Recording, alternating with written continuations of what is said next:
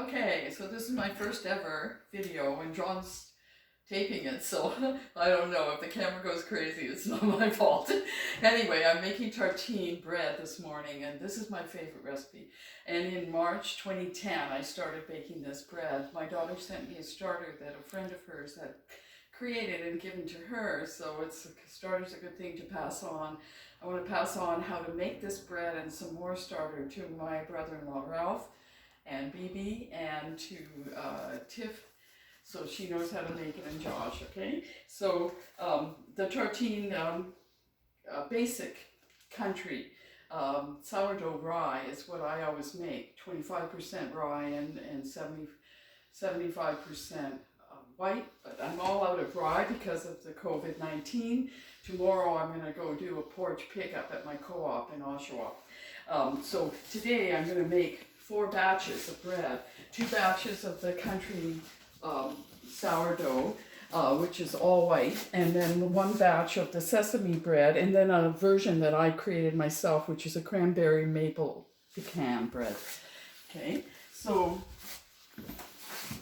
I'm all ready to make 4 batches. That's why I'm ready to do this. So last night I took about 2 tablespoons of the starter and put it in this stainless steel bowl. I have it on top of my trusty scale. You have to have a scale that when you put any size of a pan on it, you can zero it out.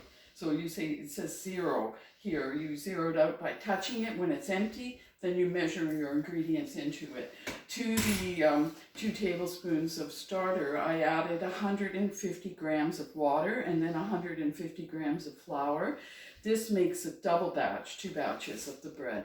And I left it overnight. It's starting to bubble a bit. I put a little bit in water this morning and it sunk down and floated back up to the surface. When it's buoyant like that, it's ready to go.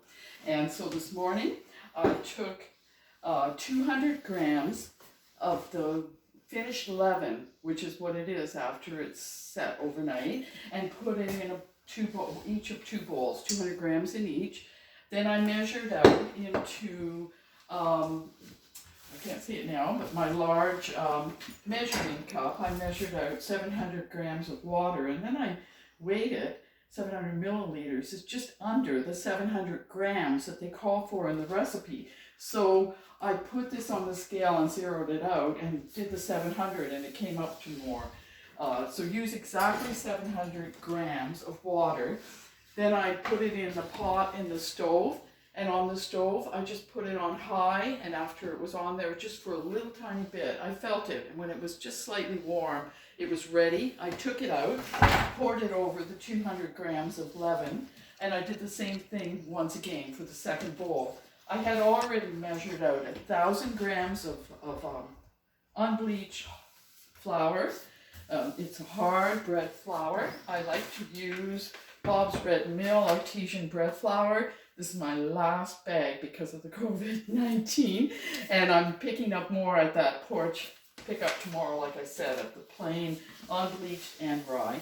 So I'm all set to go. I use what's called a Swedish whisk, and I bought this on Amazon. I've got a lot of stainless steel bowls, as you'll notice around here. I make bread or cheese as well, and stainless steel is the perfect thing in the kitchen for that. It's not reactive with different kinds of cultures and yeast and all that stuff. So I poured my warm water over top of the leaven, stirred it in, and I'm all ready now to just incorporate my flour. So I put about 2/3 of the flour in, and then I mix it in with this Swedish bread hook, and you can see, not making my hands all gucky, and I haven't put any germs into the pan, and don't worry, I washed up really good before I started this whole process. So you just incorporate all of it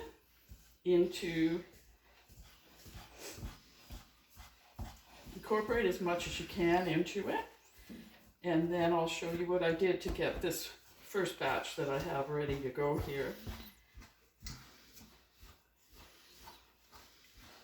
Okay, so pretty much incorporated in enough for the very first rise of the bulk rise process, And then I get my hands a little bit mucky at this point by just taking the excess off. No point in wasting any of the dough. So, it's all in there now.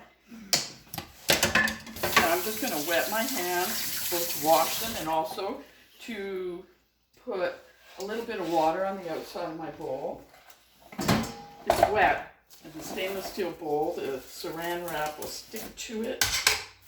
Just cut off a nice good sized piece of saran wrap and press it down to the edge of the bowl so it's airtight and stays warm during this first process. Okay, another thing that I forgot to tell you, and you have to remember to do this because your bread will not rise properly. You can't add it right away, but you have to measure out some salt, 25 grams. You'll have the recipe in front of you anyway. And then what I do is after I've done it, I just add enough water to kind of cover it. And after this is sat for 30 minutes, then I'm going to add the salt before I mix it in the second time. So that's enough for now. John, you can shut it off.